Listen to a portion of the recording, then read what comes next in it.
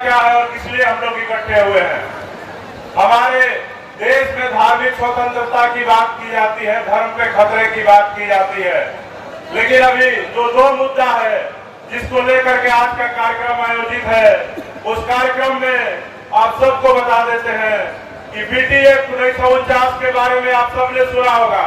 सुना है कि नहीं सुना है? नहीं सुना है तो जान लीजिए कि आप जो दलित पिछड़े बहुजन अपने आप को कहते हैं, आप सबका भरोसा बाबा साहब डॉक्टर अम्बेडकर में है। बाबा साहब डॉक्टर अम्बेडकर में तो आपका भरोसा है कि नहीं है?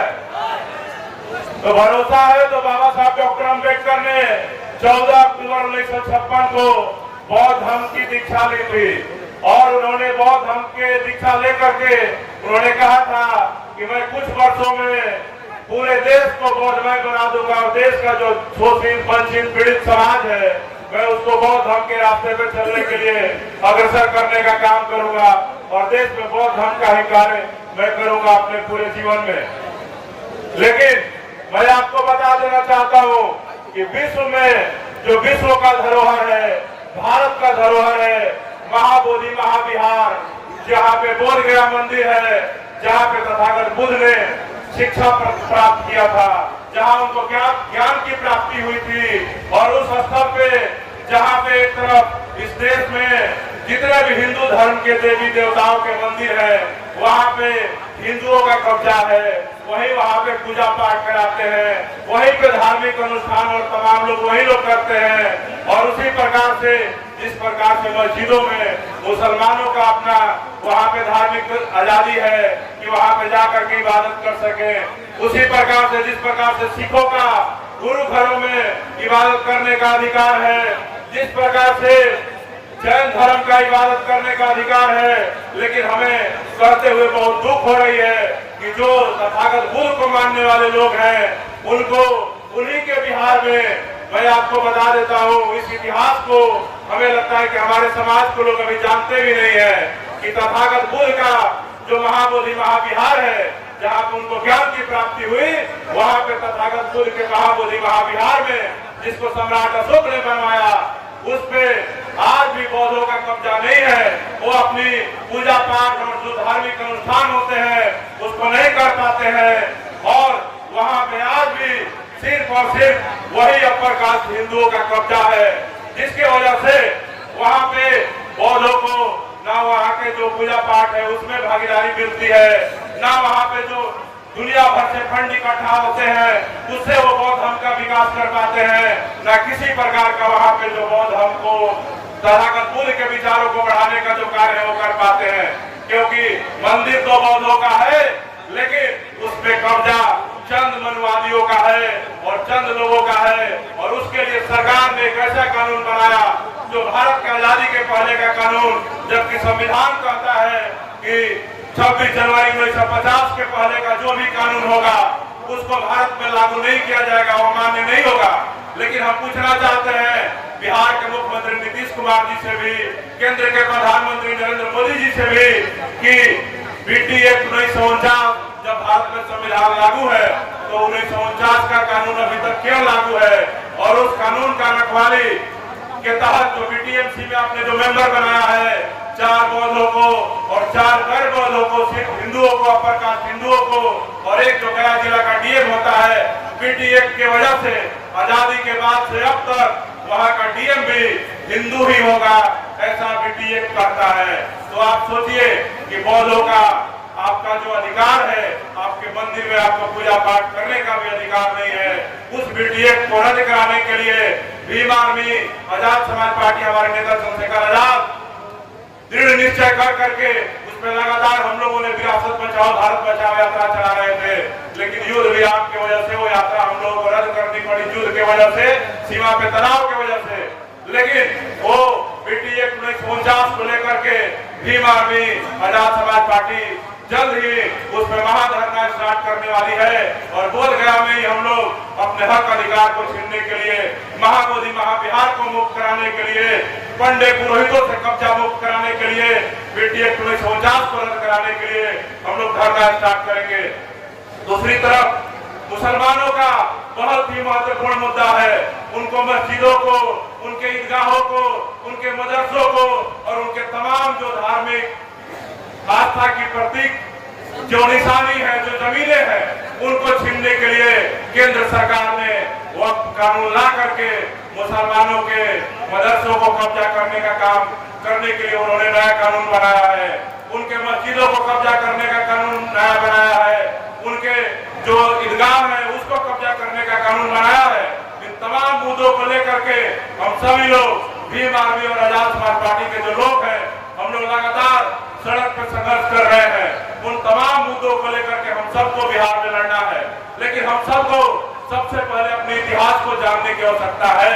आपको पता होगा कि जब सम्राट अशोक के समय में बौद्ध धर्म का जब नाश किया गया, सम्राट अशोक मौर्य वंश का जो आखिरी शासक था बृहदत्त मौर्य, उसको जब सत्ता से बेदखल किया गया था, तो पुष्यमित्र शुंग जैसे शासक ने साजिश करके बृहदत्त मौर्य से उसके सत्ता को छीनने का काम किया। और जैसे ही बृहदत्त मौर्य की हत्या करवाता है पुष्यमित्र शुंग, वैसे ही बौद्ध धर्म के जो लोग हैं उनके लाखों घंटे और भिक्षुओं का सर कटवाता है। और सर कटवा करके यही बिहार की धरती थी। सम्राट अशोक का शासन, मौर्य वंश का शासन यही बिहार में चलता था, न कि पाकिस्तान में चलता था। तो ये आपको समझने की आवश्यकता है। जिस तथागत बुद्ध का आप नाम लेते हैं, उनकी मूर्तियां घरों में सजाते हैं, मैं आप सबको बता देना चाहता हूँ कि उस बुद्ध विरासत को मिटाने के लिए पुष्यमित्र शुंग के वंशजों ने हमारे लाखों की संख्या में बौद्ध भिक्षुओं के सर कटवा दिए। लेकिन हम कैसे भी गैरत बिहार के लोग हैं कि अपने इतिहास को बचाने का भी हम लोग हिमाकत नहीं करते हैं, अपने इतिहास को जानने का प्रयास नहीं करते हैं। तो हम सब यही कहेंगे कि आप लोग समझिए कि जो लाखों सर पुष्यमित्र शुंग ने बौद्धों के कटवाए, उसके बदले में सोने के मोहरे उन्होंने बंटवाए। जिन लोगों ने सर काटा, उनका कत्लेआम किया। अब वक्त आ गया है, हम बहुजन समाज के लोग भारत की आजादी के 77 वर्षों बाद अपने अधिकार को जान गए हैं, अपने इतिहास को जान गए हैं। तब वक्त आ गया है कि हम सभी लोग BTA 1949 को रद्द करवाए और वहाँ पे जो पंडे पुरोहितों का कब्जा है, उस कब्जा को खत्म करवाए और कब्जा को खत्म करा करके महाबोधि महाविहार को अपने कब्जे में ले।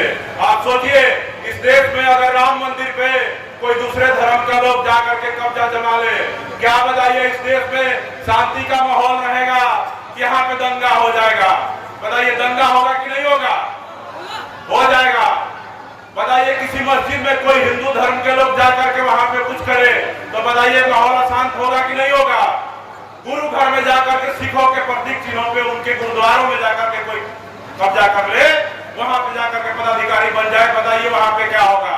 लेकिन हमें शर्म आनी चाहिए कि हम लोग बड़े बड़े वादे करते हैं, बड़ी बड़ी बातें करते हैं कि हम सम्राट अशोक के वंशज हैं, चंद्रगुप्त मौर्य के वंशज हैं, जगदेव प्रसाद के वंशज हैं, ज्योतिबा फुले के वंशज हैं।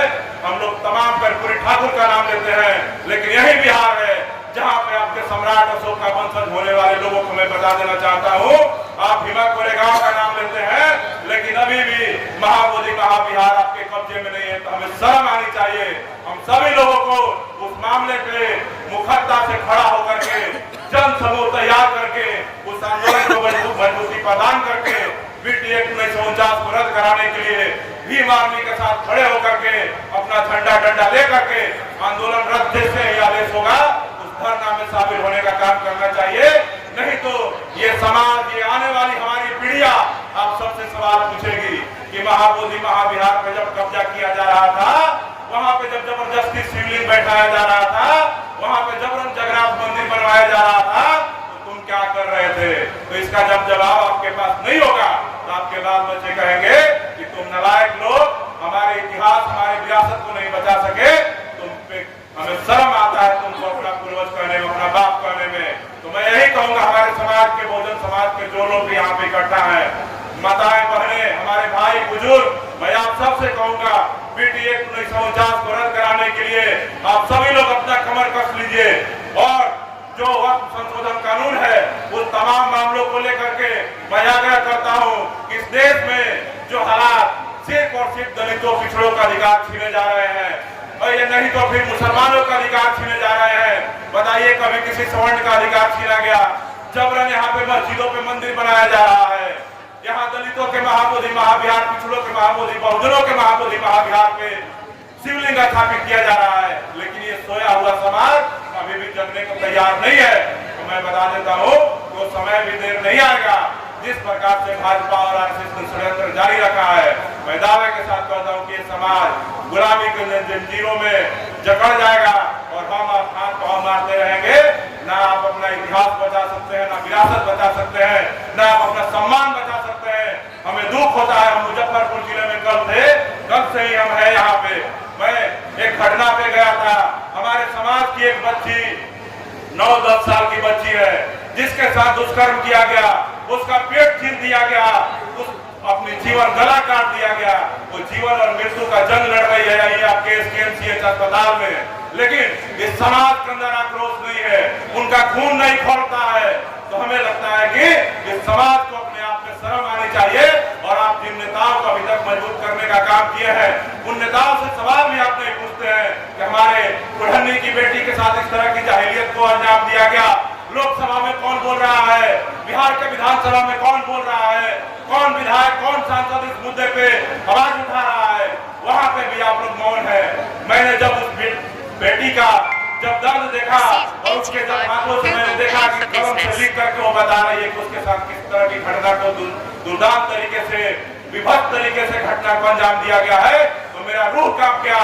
मेरा मन कर रहा था अगर हम संविधान बाबा साहब डॉक्टर अम्बेडकर के दायरे में नहीं होते तो जो दुष्कर्मी, जो दुराचारी उसके साथ दुराचार किया था, इस समाज को उसको थाना और पुलिस को सौंपने की आवश्यकता नहीं थी, उसको पकड़वाने की आवश्यकता नहीं थी। अपने सम्मान के लिए उस हत्यारे को उसी प्रकार, जिस प्रकार से आपकी बेटी के साथ जिस प्रकार का घटना को अंजाम दिया, उसी प्रकार उसके साथ घटना अंजाम देने की आवश्यकता थी। लेकिन हमें दुख होता है कि मुजफ्फरपुर के बहुजन समाज के जो लोग हैं वो सोए हुए हैं, सोए ही नहीं मरे हुए लोग हैं। हमारी बेटी का बलात्कार कर दिया गया, उसका पेट चीर दिया गया, तो जिंदगी मौत की जंग लड़ रही है। लेकिन ये बेशर्म समाज अभी भी सिर्फ और सिर्फ जातियों में, पार्टियों में बढ़ करके अपने समाज की आवाज को, अपनी बेटियों का, अपनी अफमत का सौदा करने के लिए तैयार है, लेकिन उसके लिए उनगलाम करने का तैयार नहीं है। मैंने देखा, मैंने पता किया उस घटना में मुजफ्फरपुर में अभी कोई धरना, प्रोटेस्ट कुछ भी नहीं हुआ, समाज का खून नहीं खौला है। तो ये हमें शर्म की बात है। इस बात को आप लोग समझ लीजिए। जब तक अपने आत्मसम्मान को नहीं जगाइएगा, अपने जमीन को नहीं जगाइएगा। हमारे नेता चंद्रशेखर आजाद कहते हैं कि बाबा साहब डॉक्टर अम्बेडकर ने कहा था कि शिक्षित बनो, संगठित बनो और संघर्ष करो। लेकिन चंद्रशेखर आजाद साहब ने उसमें एक लाइन जरूर जोड़ा था आगे कि स्वाभिमानी बनो। और जब तक स्वाभिमानी नहीं बनोगे, बाबा साहब अम्बेडकर का जयंती हर साल मनाते रहोगे और हर साल तुम्हारी बेटी बहनों का सर टूटा जाएगा, तुम्हारे भाइयों की हत्या होगी, तुम्हारे ऊपर गोलियां चलाई जाएगी, तुम्हारी जमीनों को छीन लिया जाएगा और तुम इसी तरह टुकुर टुकुर मुख दर्शक बन करके देखते रहोगे कि हमारा जाति वाला नेता आकर के हमको न्याय दिलाएगा, हमारा जाति वाला आकर न्याय दिलाएगा। तो जिस भरोसे में, जिस नेता के भरोसे में हो, वो न्याय नहीं दिलाएगा। वो न्याय सिर्फ और सिर्फ अपने पार्टी और अपने परिवार को दिलाएगा।